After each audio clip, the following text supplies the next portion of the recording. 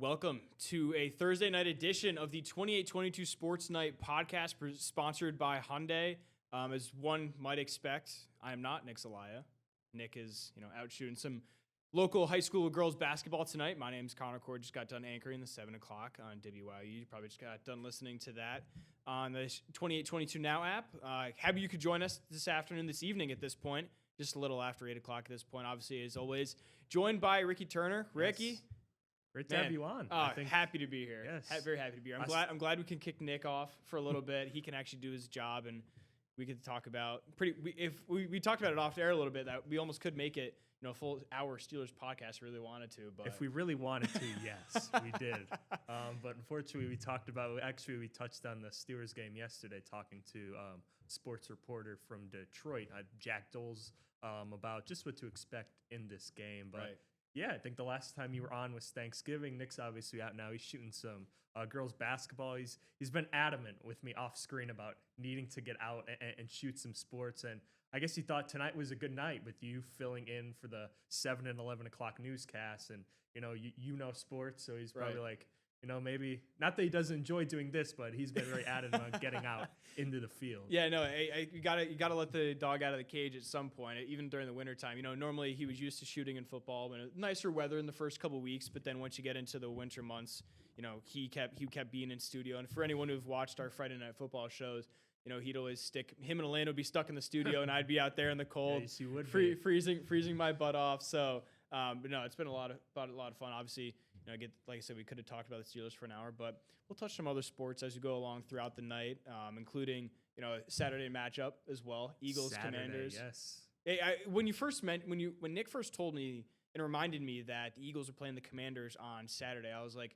why would they be playing on Saturday? Like, first weekend in college football playoffs, that's always a big weekend. Then I was like, oh wait, literally a week from today is Christmas already, which is just crazy to think about already. Yep. So the NFL, for those of you who don't know, they like capitalizing on the holiday spirit and yes. capitalizing. It's all about money. So, some of these games are going to be start on Saturday and Sunday over the next couple weeks. And I think a matchup on Christmas as well, which is on a Thursday this year. So they'll have 3 games on Christmas Day. But yeah, you have to capitalize where you could. And the holiday season is where everyone's glued to their TVs. So I know, talking to Ray Dunne, who we'll get to in a minute earlier, he says he's not happy about this. He says he just wants. Not. Okay, no, I didn't. So for those watching, I didn't watch this conversation at all yet. So this will be the first time we're consuming it together. But yeah, continue. He said he talked a little bit about wanting, because if they lose, it's just going to stress them out the whole weekend.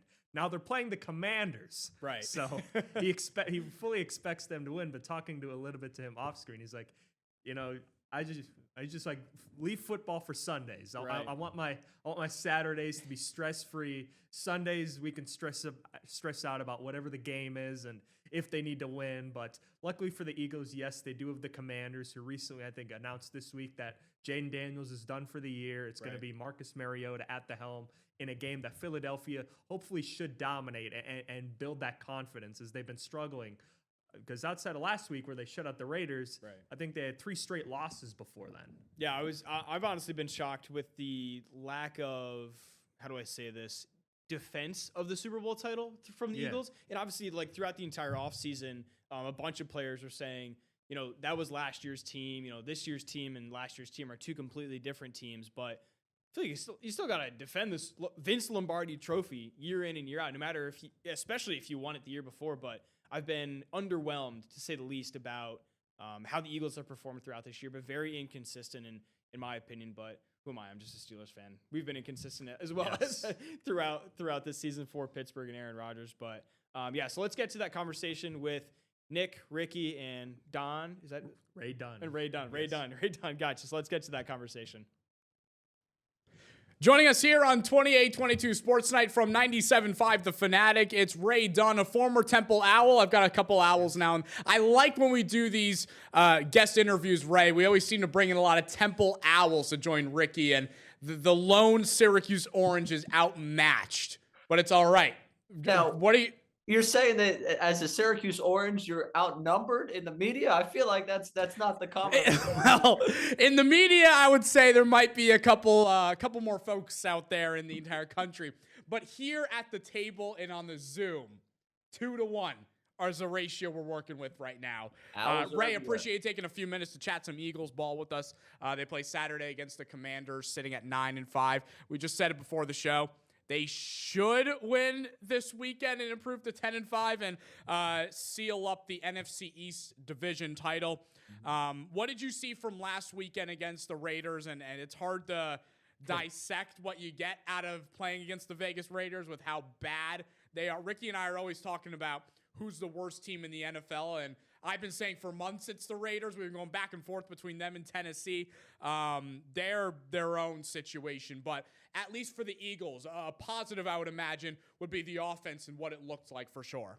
Absolutely. And talking about the Raiders there for a second, I mean, anytime that your head coach after the game is trying to convince the media that there was great effort put out there by your team, that's usually a sign things are going real poorly for you. But to the Eagles side of this thing, I really liked what I saw. And it was interesting. Coming out of the Chargers game, I thought offensively, conceptually, I thought they tried some things that were interesting, new wrinkles. I thought that they were trying some things. Obviously, Hurts had a disaster of a game, and we all don't need to totally revisit what the Chargers game was. But I thought conceptually the offense started to kind of grow, evolve a little bit. And I think that continued on into that game against the Raiders. So I felt really encouraged by that. I felt really good about what was happening there. When you get down the line, you have to remind yourself it is the Raiders. But for them to bounce back in that spot and dominate the way that they did, that's big for them, because if they had been one of those sneaking by wins, I think no one would feel really good about their ability to go out there and put it all together. Still need to do more to earn my trust back entirely, but a good start for them nonetheless. And yeah, there's still one win away this weekend from locking up the division title and securing themselves another playoff berth there in the NFC East. And I feel they have a little break going in. 2 out of these next 3 games are against a Commanders team that just, I think, they're playing it safe with Jaden Daniels. They're waving the white flag. They're throwing out Marcus Mariota. And they're a team that has really struggled defensively. They've been banged up offensively. But I guess going into a division matchup this weekend, what would you like to see continued this week against a Commanders team that I think is all but done at this point in the season? Yeah, I mean, you want to see that offense continue to click for the Eagles. I don't think they're going to have trouble getting after the quarterback and have trouble, attacking defensively what the Commanders are going to do offensively. But for the Eagles offense, it's about, okay, you put something out on tape. You guys put really good tape out there. The offense looking good. Are you able in a short week to develop a game plan that works again, that you're able to take advantage of your talent again? It sounds very elementary, but for 3 weeks there, it felt like they weren't even elementary in what they were able to accomplish offensively. And that goes even beyond that 3-game losing streak. So I think that's the biggest thing for me. It's making your layups here. You got a layup right in front of you here. Just make it. Just ensure you get that victory. I don't need the defense to put up another shutout. I would love to see the offense though go over 25 points again. That's kind of where I want to see this again. Can I get another 4-touchdown performance? Can I get another Hurts game where he's very efficient with the football and running the ball? They look like they have some semblance of a running game coming along. That's really what I'm looking for out of this one this weekend. Ray, we're still 2 months away from Super Bowl 60 in San Francisco, but right now, with what's transpired in the first 15 weeks of the season for the Eagles, and it's been a lot.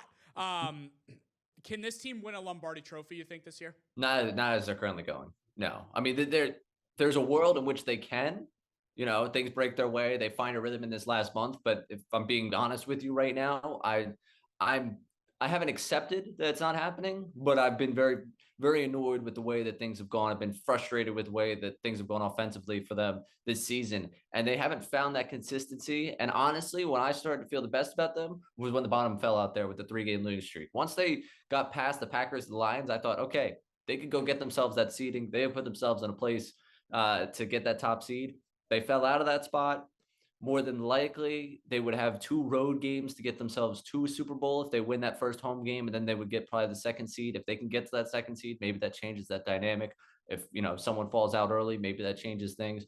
But right now, I don't feel like this season ends in Santa Clara. I just don't. I think that there's just too much offensively they need to figure out in a short time, and I haven't seen it consistently enough to say I trust them to get back there and for me to be sitting on Radio Row in a couple of months.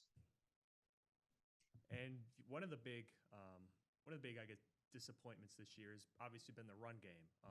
And to me, this team, I think, I think it took a lot out of the offensive line, what they did last year, having that 2,000 rusher, controlling the clock as much as they did. They've been banged up.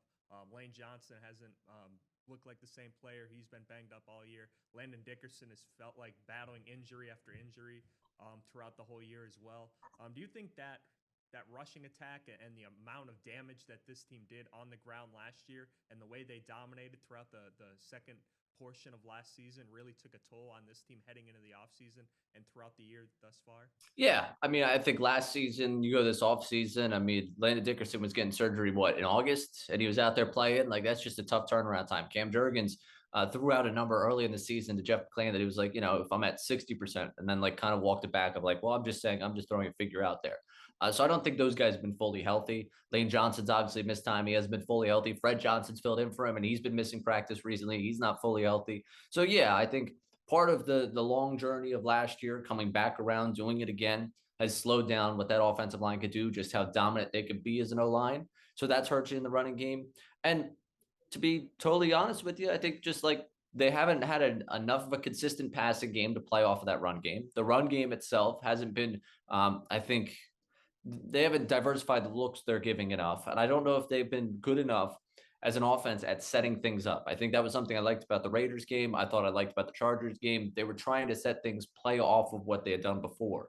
And I think that's just having an inexperienced play caller. I think that's part of it. So a lot's gone wrong, but I would say your assessment of the offensive line, that plays a really big role in just what they don't have in the run game. I mean, Becton for Steen, the difference there, I think Becton's able to maul you in the run game. Steen just can't do it the same way. So, yeah, the offensive line's played a big part in why this running game hasn't gotten going. It feels like for the first time in a few years now, the NFC kind of has the edge over the AFC and overall competitiveness and talent-wise when you look at the records and overall, each team in each division. Who's the scariest team in the NFC in your eyes, Ray, when it comes to the playoffs beginning in 4 weeks now? So we talked about this today on Middays with Mars, the show I'm on at the Fanatic, just like looking at the conference. And it's funny that the Rams are the scariest team to me by far. Just, pure logic, watching them play football. Matt Stafford looks like he's got one more in him. And that team is just so talented. Top of bottom, they've done a tremendous job building that team since that Super Bowl, despite the capital they gave up to get that Super Bowl. So they were number one for me. Before the Parsons injury, Packers would probably be right there with them. I now need to see what that defense looks like. I definitely have my trust taken away. I'm a big fan of Jordan Love personally. So that's also why I value the Packers, but I think that has to take a hit. But we were talking about the Seahawks or the Rams. And it's interesting to me because I would much rather play the team, the Seahawks, than the team, the Rams.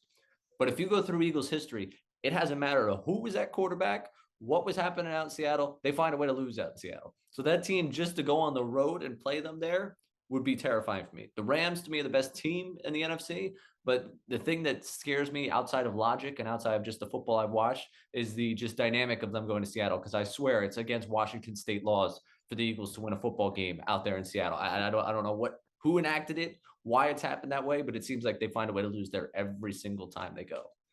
I mean, that would bode well with a guy in Sam Darnold who has yet to prove it in January.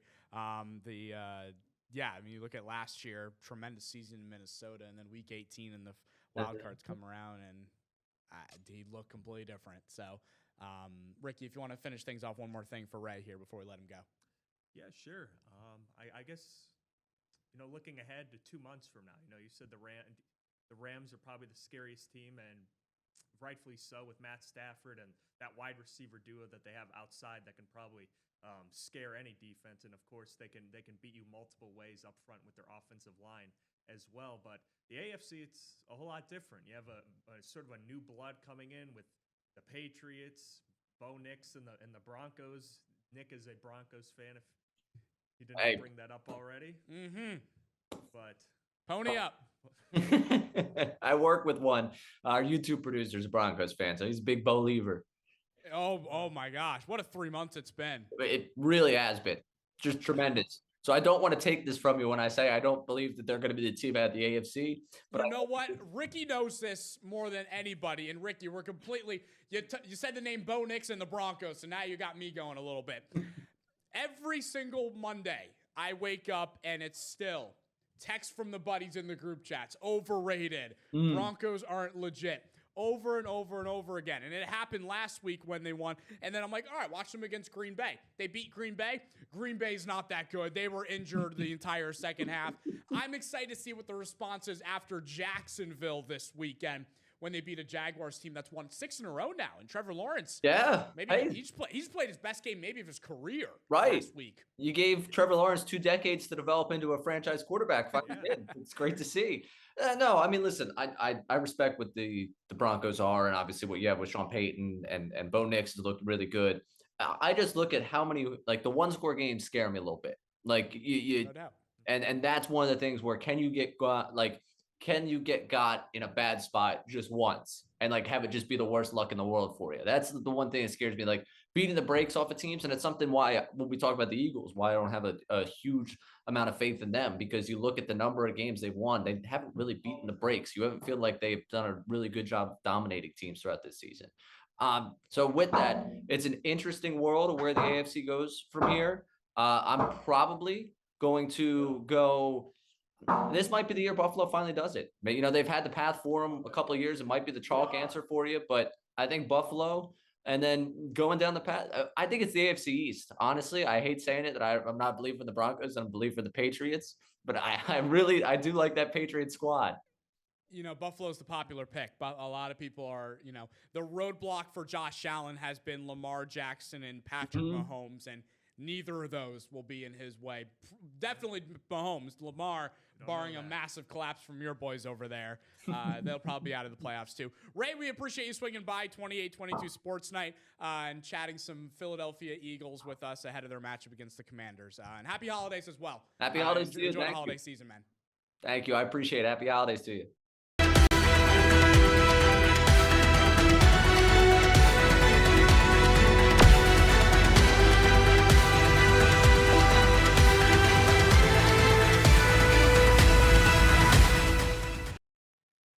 Welcome back to the 28-22 Sports Night podcast, sponsored by, I keep wanting to say presented by Hyundai.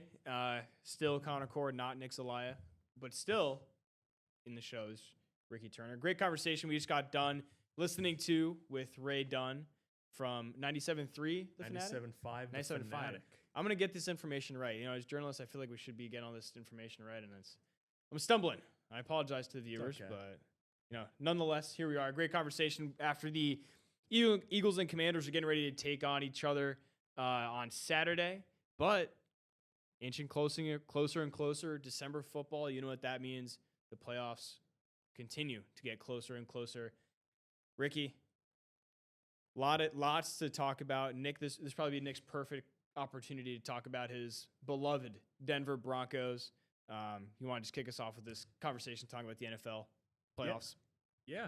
The Denver Broncos, you mentioned it, they're the first team in the AFC to clinch a playoff berth this year. So they're in, and there's a lot of teams that probably will be in. You look at the New England and Buffalo at this point, probably have solidified their spots, and it's basically a battle for the division at that point. More of an uphill battle for Buffalo, but Jacksonville is a team that has rattled off a lot of wins and really taken over that AFC South division, as with the division, that a lot of uncertainty coming into the year, but the Colts started off hot, then that injury to Daniel Jones, and now they've been on sort of the downtrend with, I'm not sure if they've reached that yet, but Phillip Rivers put up I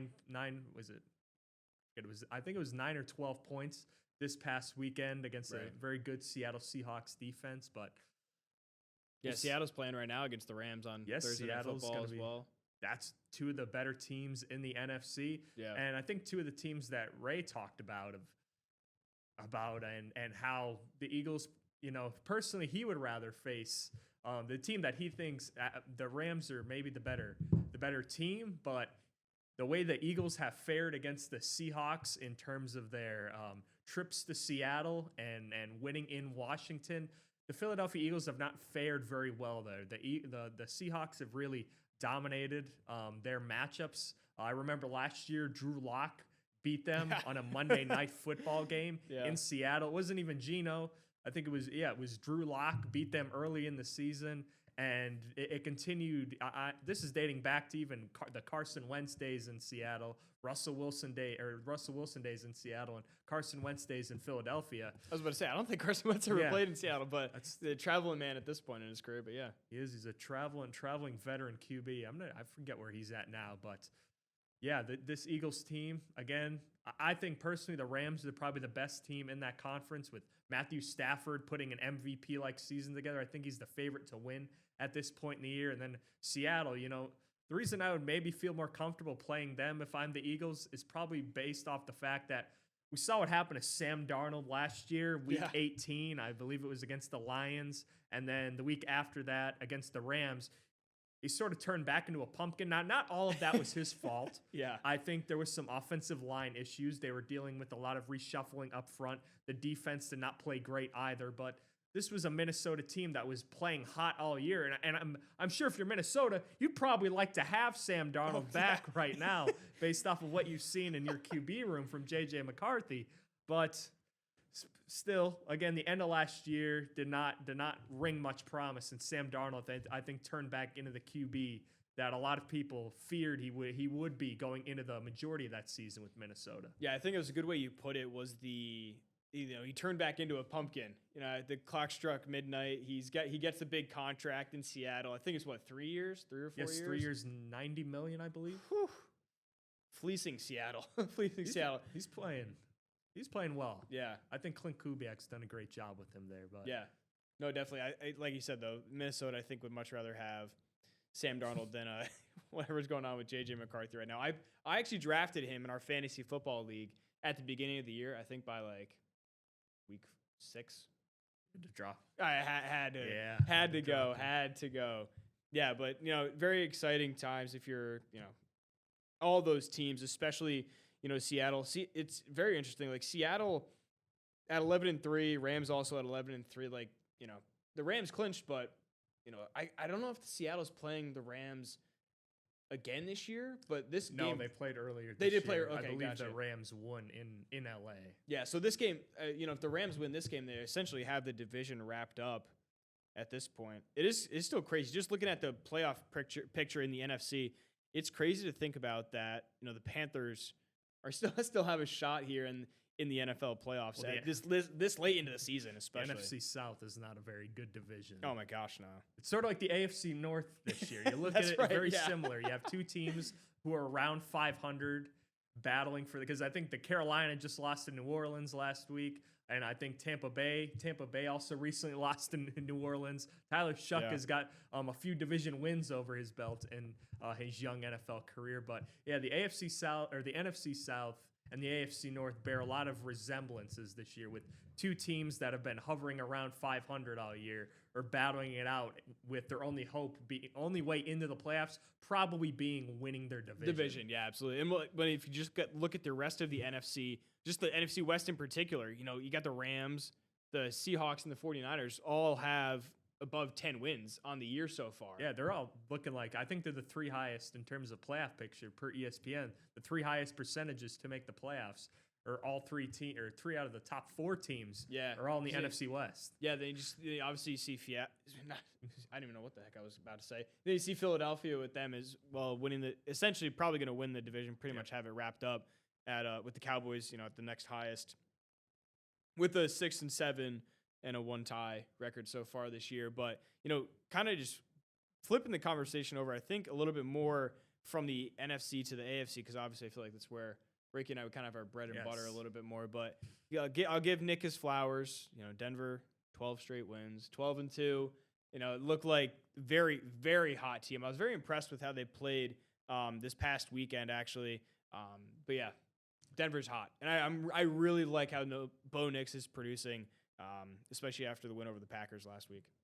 Yeah, Nick's been waiting for that gratifying win because he's had to hear a lot of chirping from his friend group about how Denver's a fraudulent team. And I've been giving it to him too. I'll be honest with you. I've been giving it to him as well. He's still hearing it even after the Packers win because of all the Packers injuries that took place on Sunday with Micah Parsons, Christian Watson, I think Zach Tom, the right tackle, getting hurt. But yeah, Denver, I think is more than proven they're a good team.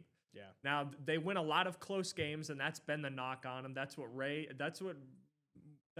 basically said in our interview with him, Right. is that they've won a lot of close games, and I sort of agree with him. They win a lot of close games, and that can scare a lot of people sometimes, because one-score games, if you have a game where you're in a close game and everything just goes against you, you have a turnover, you have a fumble, and those compound, and you're in those close games, you typically don't win those games if you turn the ball over late, or you have a penalty that goes the wrong way and swings the momentum of the game. But Denver, I think with that defense, and my biggest question with them, is Sean Payton going to keep opening up the offense for Bo Nix? Because I see some games where he's really conservative. It's a lot of screen passes. It's a lot of short passes. And this Denver offense really struggles to move the ball. Hence, a couple weeks ago, I think against the Raiders, when they won like 10-7 on a Thursday night football game. But I like what they did on Sunday. Bo Nix arguably had one of the best games of his career. Right. He pushed the ball down the field, made some tight window throws to Cortland Sutton, Troy Franklin on third down. He's great scrambling around the pocket.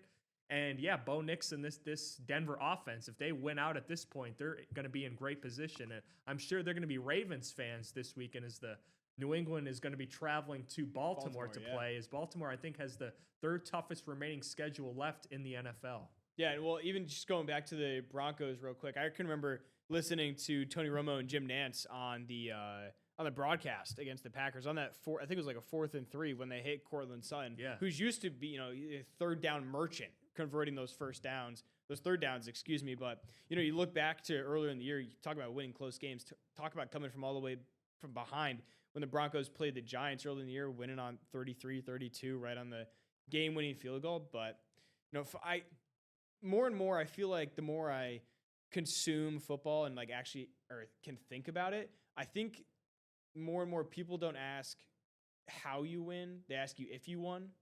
And I think with the Broncos, there's been a lot of just, hey, we won. It doesn't matter. Finding ways to win has been. That's what Nick's saying. Yeah. So obviously, I would love to have Nick, take his flowers, talk to all of his buddies over here on the podcast, where they probably don't have an opportunity to talk back to him. But I'm sure he's getting it in a bunch of his different group chats. But yeah, it's going on to New England. For those who don't know, I went to school in Connecticut as well, so I heard it all the time about the Patriots being bad, obviously, as a Steelers fan, the year after I graduated from college is when they decided to have an away game against the Patriots. But then all of a sudden, the Pats, they decided to get it together. Here we are. It almost feels like it's back to prime. Well, I wouldn't say prime Peyton Manning, but when he was on the Broncos and they were dominating teams, when him and Brady were on Patriots and the Broncos. But it's definitely been a little bit of nostalgia. Obviously, you're just looking at this playoff picture we have pulled up. You got the Bills, Jags, and Chargers. That definitely wasn't a thing that happened in the mid-2010s. But yeah, definitely reminiscing a little bit of the mid-2010s when the Broncos and Patriots were then, and then here they are, obviously back in the playoff picture, probably going to be the top 2 seeds in the playoffs at this point. Yeah, they probably will be. Yeah, Denver, New England is probably going to capture that. But New England, I think, is a team. I'm personally, again, I thought they'd be better this year. I thought they'd take steps in the right direction. I thought they'd be between maybe a 7-10, 6-8 win team. Right. But here they are. They're the second team in the AFC. They're the second ranked team in the AFC. Drake May has really taken a big step forward and is becoming that franchise QB that many envisioned when the Patriots took him, I believe, second overall in that draft. Right. And you bring in Mike Vrabel, who I personally love as a head coach. I think he's a former football player. He's a brilliant. I guess he's a gritty coach. He's a guy who brings a workman-like mentality. He has a certain expectation from his players week in and week out, and that showed in the players he brought in free agency. They brought in Stephon Diggs, maybe a guy who's a little bit past his prime, but still still can be a number 1 wide receiver and get that amount of targets. They brought some help in along the offensive line as well in Morgan Moses. They drafted Will Campbell, who was a great pick at that left tackle position to shore up that left side. And although the offensive line still is an issue, they still have, I think, a great left tackle going forward in Will Campbell. They brought in Milton Williams. They brought in former Steeler Robert Spillane, who's been a fan of Mike Vrabel's for a while, Right. just because of the way he plays football and his hard-nosed Very mentality. downhill. So Yes, such a downhill. tackler. Run, I said he's got cement feet in coverage, but you're asking him to fill a hole and stop a run play. I mean, you can go back to when he introduced himself to the NFL world against the Tennessee Titans when he stuffed Derrick Henry. That's my exact thought where it was going. And Mike Vrabel was even the head coach at that time, wasn't he? He was the coach at Tennessee, right. but That's what I thought.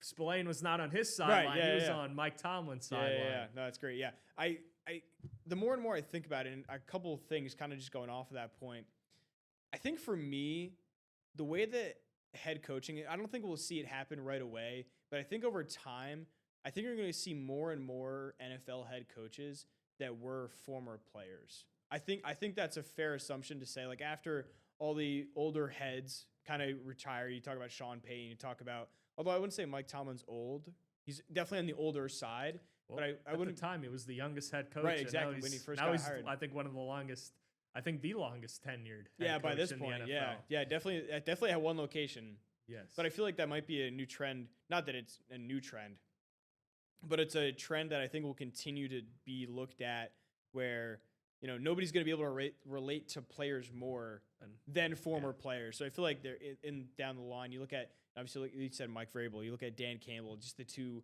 biggest examples. You look at D'Amico Ryans at Houston. Houston just finally decided to get their stuff together in the second half of the season. They're playing lights out right now. But I wouldn't be surprised if that becomes a continued trend if franchises are looking to, rebuild at any point in during their careers. I feel like, you just look at the Raiders, who the Texans are playing this week, and Pete Carroll, feel bad for the guy. Tried to give it one more shot, but I don't think. I think his coaching. I think his coaching days are behind him. At least the good ones, anyway. So yeah, we were talking to preview that Eagles Raiders game a couple of weeks ago. We were talking to Chris Matthews with our sister station out Las Vegas, and he said, "I'm going to be honest. I didn't see this team sitting here. I didn't see this. If you told me they were going to lose 7 straight at this point in the year and be out of the playoff race, and I was sort of with him. I didn't think they'd be great, but I thought maybe they'd be sitting sort of near where the Patriots are, between even just a little more competitive. Between 6 and 8 wins, maybe them finishing with, because they had Ashton Genty, Brock Bowers had a great rookie year. They brought in Geno Smith, who had a lot of success with the Raiders, but I think what you're seeing with the Raiders is you need success up front on the offensive line, and that is an area that they have really, really struggled this year. Geno Smith's been banged up. Ashton Genty can't get 2 yards down the field without getting hit. And on the defensive side of the ball, they brought in a lot of veterans. They brought in Elena Roberts in the linebacking core. I think they brought in Jermaine Pratt as well in the linebacking core, trying to shore up some of the middle of that defense. But their secondary's been very bare. And their defensive line has really been Max Crosby or bust, because Christian Wilkins is no longer there in the locker room with Vegas, and things are a mess. We'll see if they turn around, but yeah, the Las Vegas Pete Carroll hire is not looking good as we progress further into the year, and it looks like they're going to be undergoing probably another coaching change as they enter this offseason as well. Yeah, just kind of going off the point that we mentioned about the former players turning coaches. Who knows? We might even see Tom Brady break his Fox contract and get that in there on the sidelines at this point. You never know. Yeah, no, absolutely. Yeah, I think the biggest surprise for me with this playoff picture as well has honestly been the Jacksonville Jaguars. I kind of turned my head away from the Jaguars throughout the year, but just to see them on this ESPN screen that we have pulled up here, like being the 4th highest team right now to make the playoffs, to win the division, potentially make it to the Super Bowl. I don't know about you, Ricky, but the last time this team was good was when they were actually playing the Steelers. In the 2016. I was at that game. You were at? Were you actually? Okay, yes, hold on. Time out. I was at that game. You were at the Jacksonville Jaguars Steelers game that year. Yes, it was a Christmas gift. Do you want to know something crazy? What's up? I was also at that game. At that game. I was at that game. I was up in the nosebleeds, right next to I think it's the South. No. Not where the Heinz Field at the time the ketchup bottles were. It was at the other scoreboard. I was on that side of the field, kind of looking at the field straight in front of me. God, I was on one of the edges. I forget, it was the east or the west, and we were at the little front section. Okay. That was a little detached from the seats under the roof. We're actually sitting next to a couple Jacksonville Jaguars fans. Oh, who were no. actually they were very nice. Oh, okay. It was all friendly competition, but yeah, that game was not great. To start off, especially because my dad wanted to leave after the first quarter when it was 21-0.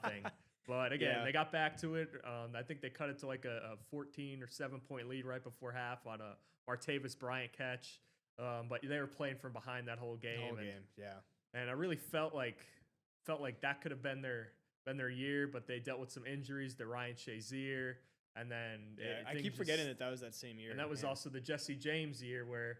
Against the Patriots. And that could have gotten we try not to bring that up. We try not to bring that up too much, but yeah, no, I totally agree. Yeah. A lot of things could have happened that year, but yeah, Liam Cohen I think has been a great hire for Jacksonville. He's really people were mocking him during that press conference, but hey, I'm sure a lot of people would like to have him as a head coach right now because he's really turned around that franchise. Trevor Lawrence has had a resurgence. They've had a great I think trade deadline and bringing in Jacoby Myers, who they just signed with, I think, a 3-year extension. Yeah, he was with the Raiders. That's what I thought. Yep. He was a guy I kept wanting to think he was with the Steelers Patriots to get. Right, yeah. Because wasn't there talks in the offseason about him almost signing with the Steelers, Jacoby Myers? At least there were talks. I think they were trying to trade for him, but I think Pittsburgh reportedly matched Jacksonville's offer, but they let Jacoby choose, and he went with the more pass-happy offense, where Pittsburgh's offense might be a little bit more run heavy and a little bit more dated in terms of the schemes that they use. Right. Yeah. I think Arthur Smith is. I feel like he started kind of getting figured out a little bit more. A lot of heavy sets. A lot of heavy sets. I think they were playing the Browns in their first play of the game. I thought it was gonna be a clear run. Oh, it was a play action. Play action to Darnell Washington down the sideline. I think they had the ball like the 45 or something like that of their own territory, but. Yeah, man, Darnell Mount Washington, he's coming along. He's great. You're excited to see what he's going to bring, and I think he's sort of taken hold as the Steelers' #1 tight ends, which I guess does make sense because Pittsburgh wants to establish themselves as a run-heavy team, and what better guy to have out there than like a extra offensive lineman? Yeah, basically a 6'7" tight end who's around 300 pounds that can move. And because Rob Gronkowski was actually talking about him today, and he said. He feels like when he's watching tight ends, he feels Darnell most resembles him because he says he's always rooting for him because he's so big, but he can't move. So every time he gets the ball, it's very slow and he doesn't get too far, but it always takes like 5 or 6 people to take him down. But then once he gets going, once he gets going, you saw what happened in that Bengals game. He will stiff arm you, and this guy loves I'm not sure if you saw how low he got in the Miami Dolphins game where he's just throwing his shoulder pads around. And I mean, he's become one of, I think, my favorite players to watch after the catch. And a lot of the stuff they do involves him. So a lot of the stuff that looks the same with Pittsburgh, it could be run or pass. Right. You could run. That's why I think 5, 6, 7 plays just out of a same, 3 tight end setup with him, Jonnu Smith, and Pat Freiermuth. You get Jalen Warren in the backfield, Caleb Johnson, Kenneth Gainwell, whoever. You could be running. Play to the boundary. You could be running play action. Like I won't say I love it because I would love to have them open up the field. They opened it up a little bit last week. They ran a lot more spread, but I think with the way this team is designed, I think it's going to be a run first offense. It's Aaron, I think, likes it more spread out, but I think he also understands this team with the way they're constructed. They have a lot more solid tight ends than they do solid wide receivers. I agree. Yeah, and we were even kind of just bounced right off that point. Like you and I were talking about it, like them bringing in Adam Thielen and Scantling. We were saying just the veteran presence and the veteran moves to bring it in. But who knows if they're actually going to be able to produce? I'm pretty sure. I think even Adam Thielen's on isn't he on like a vet minimum or something like that? He's probably on for the remainder of the season. Yeah. But MVS got his first Pittsburgh TD this past weekend on a play action pass. I think they ran it. I think they ran it like 5 times in a row before Aaron finally pulled out the old play action, and MVS was wide open coming across the field. But yeah, this has certainly been a welcoming sight to see. This is probably, again, I know they've been trying to establish this for the last 2 or 3 years, this run-heavy offense married with play action, but this is probably in totality, and it's probably the addition of Aaron Rodgers and having a veteran QB that is still able to sling the football around the yard, but this is probably the best it's looked in terms of success rate, in terms of putting points on the board, and in terms of knowing what you're getting in a week-in, week-out basis. Right. I think definitely I've liked what they've looked like the last couple weeks. I didn't love those middle like 4 or 5 weeks where we just didn't seem struggling every week. But yeah, a little before 8:45. Let's just get to another quick break real quick on the 28-22 Sports Night podcast. Hopefully we're not boring you guys too much with the Steelers coverage, but I'm sure many people enjoy it. But we'll be right back here in a couple minutes.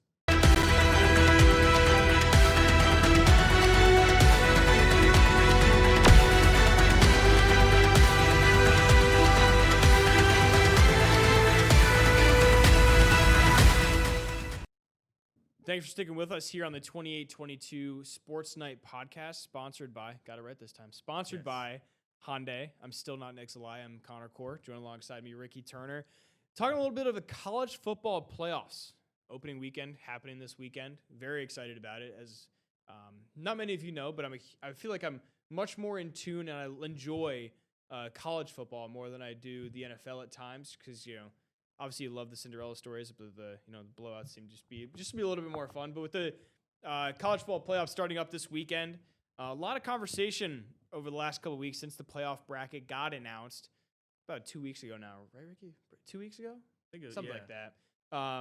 Tulane and James Madison, 11 and 12 seed, 2 group of 5 teams that were very good, within their respective conferences, but making it into the college football playoff. Been a lot of conversation, a lot of discussion, a lot of debate about, should 2 group of 5 teams be in the college football playoffs? Are they really better than the Notre Dame team that got snubbed out for Miami as well? Ricky was telling me off air when we got on that touched on the Notre Dame controversy not being able to make it in the college football playoffs and the I'd say a little bit of a temper tantrum. The athletics department. They said they're not playing in any bowl games. We're not playing in any bowl games unless it's the college football playoffs. Yeah. So, but yeah. So, Ricky, kind of just looking at this and together, like we're just looking at the Tulane and James Madison matchups. They're playing against Ole Miss and Oregon. A combined 37.5-point favorites between the two matchups, excuse me. Tulane playing Ole Miss, 17.5-point favorites. James Madison playing Oregon, 20.5-point favorites. I don't know, I don't know if I love, you kind of use the example of the the NCAA March Madness tournament where it's just a gauntlet. Love the Cinderella stories, but for me, I don't know if you can. I'm sure they're trying to replicate it, but I don't think you can have the same success with these Cinderella teams per se in college football than in college basketball. Yeah, I feel like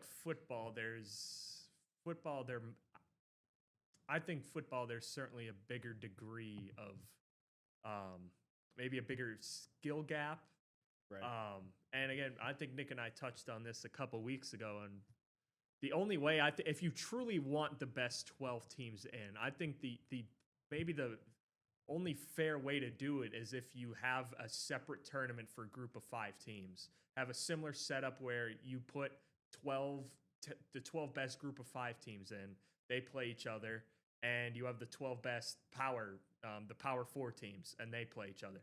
Because if you truly, yes, there's no doubt that if Notre Dame were to play either of these 2 teams, they would probably they'd be around 20-point favorites. Right. And ironically, Tulane and Ole Miss have played earlier in the year. And you know what happened?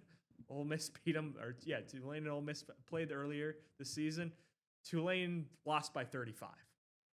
It's probably going to be, I'd hate for it to be that way, but it's probably going to be a similar boat because you look at it, group of 5 teams really, they haven't had much success in this going up against Power 5, like SEC style programs. There's just a bigger SEC is a bigger advantage in terms of money, in terms of allocating resources. They get the bigger players. They are able to throw money. And again, not that not that there isn't talent in these group of 5 teams, but it's just playing different ball. Yeah, it's you're playing SEC ball week after week, where you're playing, if you're in the AAC, and me going to an AAC school or in a group of 5 school in Temple. What do they say? Go Owls? Go Owls. Owls okay. are, yeah. Okay, gotcha. Yeah. Rick and I were talking about this off air, that I want to make sure, Ricky, like, it's Owls are everywhere. He's like, oh yeah, they are everywhere. They're everywhere. Everywhere.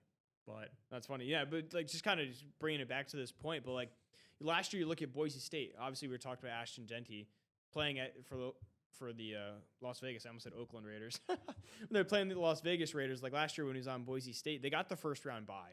Penn State played SMU, killed them at Beaver Stadium. Penn State comes into the Fiesta Bowl, I believe, when they played Boise. Yeah, when they played Boise State. Convincing win for Penn State. Like, it was close. I'll give it. It was closer than the SMU. Yes. Game. No, absolutely. It was definitely more competitive than because Boise State did put up more of a fight than SMU did at Beaver Stadium. Right. No, absolutely. Yeah. That I can remember watching that SMU Penn State game, and I was just like, have a little mercy, just a little bit to try to let the drive, flight, whatever you want to call it, back to Southern Methodist in Dallas, Texas, a little bit more enjoyable, I guess. But yeah, I feel like we were kind of just mentioning, like, it just feels like it's different style, brand of football. We were kind of talking about it before we came back onto air. Like, it almost feels like there needs to be 3, and you're kind of alluding to Ricky, but like, there needs to be like 12-team college ball player for the FBS. A group of 5 almost needs to have 12 their own tournament. 12-team, yeah.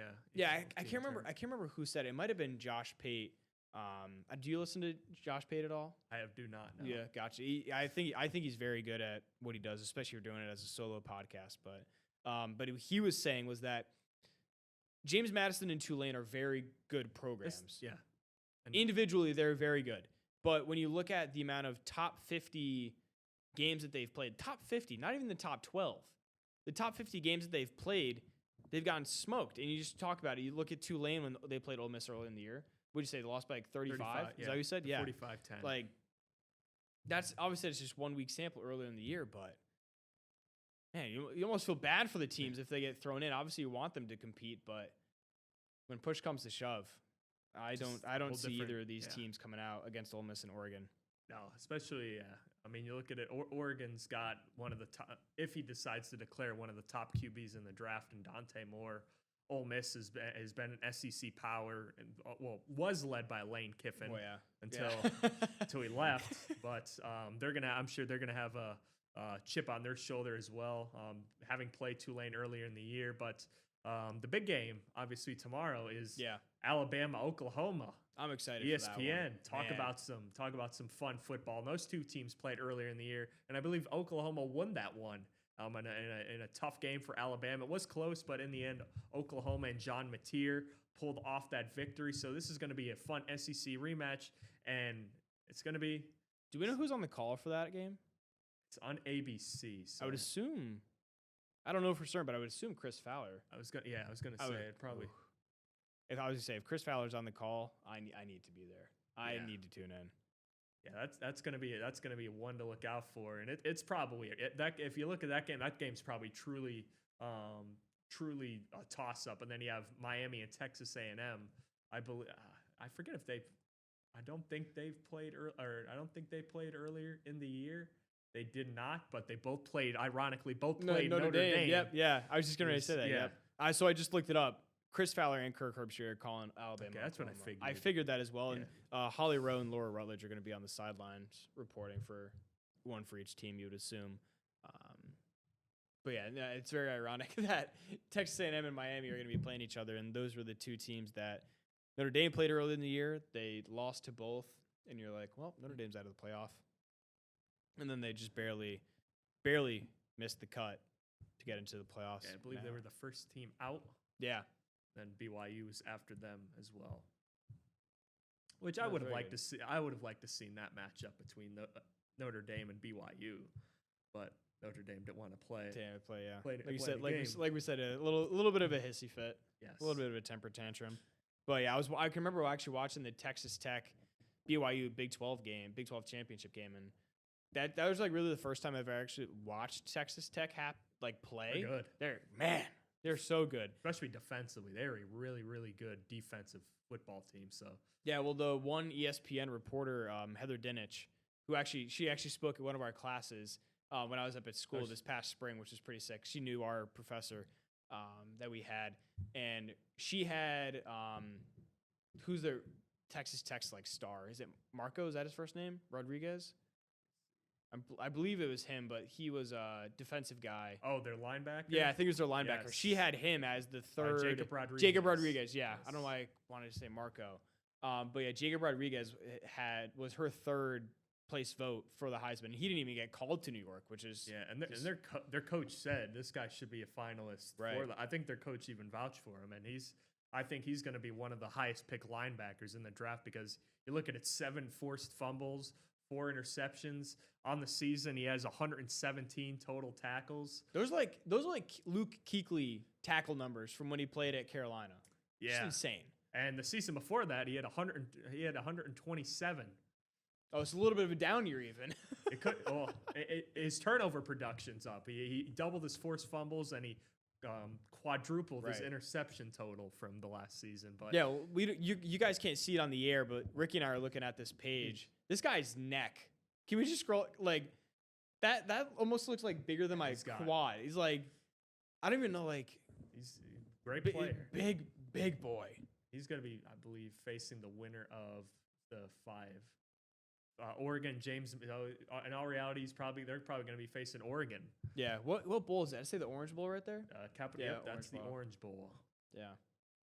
We'll be playing at the neutral site there. I believe that's in. Where's that? The Orange Bowl that's in Miami, isn't it? I was going to say. Yeah. Yeah, because that's where Notre Dame and Penn State played last year. Yeah, that makes sense. Yeah, and obviously the national championship game is going to be played at the same stadium, but there's just no jurisdiction to it. I think I was talking with Nick about this, but actually I think it was one of my journalism professors up at Quinnipiac. But we were saying that I feel like there aren't many venues that are built for sports, but one of them has to be the Rose Bowl. Yeah, absolutely. Would you say? I think Kirk Herbstreit said it a couple years ago now, but I feel like every year the Rose Bowl should be the place for the national championship game. I feel like that's just one of the more that's arguably the most iconic stadium in college football in terms of a big game. Obviously it's warm, so you don't want to obviously there's Ohio State, Beaver Stadium's very iconic. But yeah, in terms of a bowl game and where a lot of college football memories have happened, it's probably arguably the Rose Bowl. Yeah, you look at any big game. The first thing that comes to my mind obviously is USC, Texas. What was that? 2006 with Vince Young. Yeah, right at the end. Yeah, that Rose Bowl. Yeah, right one there. of the most iconic. Right, one of the most iconic games ever. So I think we got to get to one more break. Yep. We'll get one more break before the 9 o'clock hour. Stick with us for the last 3 minutes.